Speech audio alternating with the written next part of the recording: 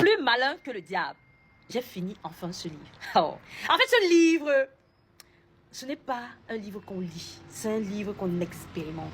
Donc réellement, je vous avais promis qu'à la fin, quand j'allais finir ce livre, j'allais vous faire un résumé. En fait, je ne vais pas vous faire un résumé comme les autres. Parce que ce livre est tellement puissant. C'est que je vais faire un résumé en 4 parties. Pour ne pas être très long. Parce que vraiment, même si je fais une vidéo de 10 minutes, je vous rassure que je ne pourrai pas faire un résumé. Parce que je veux que vous le viviez. Je vais vous raconter le résumé de telle sorte que vous puissiez vivre ce que je suis en train de dire. Que ça ne passe pas comme quelque chose qu'on dit à l'oreille, ça entre ici, ça sort là-bas. Non. Là, ce livre il est tellement puissant. Ça va transformer complètement votre vie. Ce livre vous montre qu'en fait, tout ce qui vous arrive, c'est vous qui l'avez cherché. C'est comme dans le sourate. Je ne sais pas quelle sourate. Je vais vous mettre le sourate là. Le diable dit, je n'ai aucune autorité sur vous. Je frappe à la porte et vous ouvrez, j'entre. C'est un sourate. Je crois que c'est dans le Coran et même c'est dans la Bible. Alors, plus malin que le diable dit ceci. Si vous souhaitez le succès, il faudrait d'abord pouvoir emporter le costume. Oh là là, c'est trop profond. Si vous souhaitez le succès, il faudrait d'abord pouvoir emporter le costume. Ils nous font comprendre, enfin, ça vous le savez, que les seules limites existent uniquement dans la tête. En fait, le diable, ici dit, il possède, il contrôle 98% de la population dans le monde. Quand on lui demande avec quoi est-ce qu'il contrôle, c'est les peurs. Les 6 peurs avec lesquelles il contrôle. En fait, c'est une façon, quand il dit le diable, enfin, le problème ici n'est pas si savoir s'il a vraiment conversé avec le diable ou pas. Ici, c'est des choses réelles, c'est des choses palpables. Je vous l'ai toujours dit que le succès, la réussite est d'abord spirituel. Tout ce qui nous arrive dans la vie est d'abord spirituel. Ça se prépare. Ça veut dire qu'on le prépare nous-mêmes. Ce sont des mots qui sortent de notre bouche. Ce sont nos pensées. C'est très grand.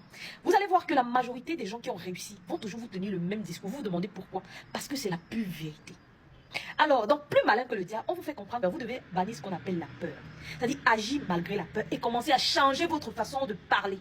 C'est les 6 peurs. La peur de la maladie, la peur de la pauvreté, la peur de mourir, la peur de la perte, de l'amour, la peur de la critique, la peur de vieillir. Voilà les 6 peurs. Et il dit que les 2 peurs avec lesquelles il manipule le plus, c'est la peur de la pauvreté et la peur de la mort. Et en réalité, quand on regarde dans la vie, c'est exactement ça. Beaucoup de gens ont peur d'être pauvres.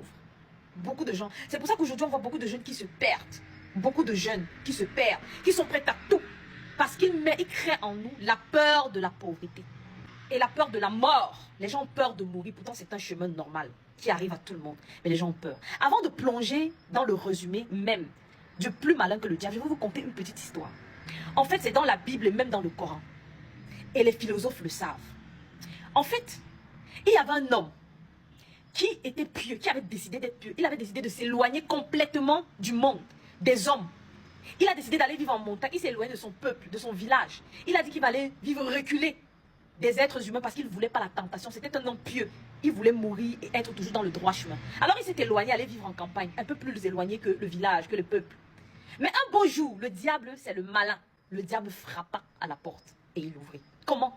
3 hommes costauds viennent pour dire, nous sommes en train d'aller à la chasse. Nous savons que tu es la seule personne pieuse, droite, digne de pouvoir garder notre nièce. Parce que si on la laisse, on va la violer et la tuer. Tu es la seule personne en qui nous avons confiance. Parce que tu es un homme pieux.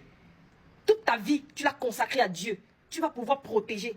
Il refuse parce qu'il sait que s'il a refusé de vivre avec les humains et les gens, c'est parce qu'il savait que la tentation pouvait venir de là. Alors il refuse, il dit, il ne peut pas l'accepter. Les 3 hommes disent alors, non. Si on la laisse, tu préfères qu'elle parte, elle soit violée et qu'on la tue parce qu'elle va mourir. Tu ne peux pas, toi, un homme juste, accepter cela. Ça ne te coûte rien. Garde-la juste. Mets-la dans une autre pièce. Et alors le monsieur, étant un homme juste et ne voulant pas la mort de la jeune fille, accepta. C'est ainsi que le diable entra dans sa maison.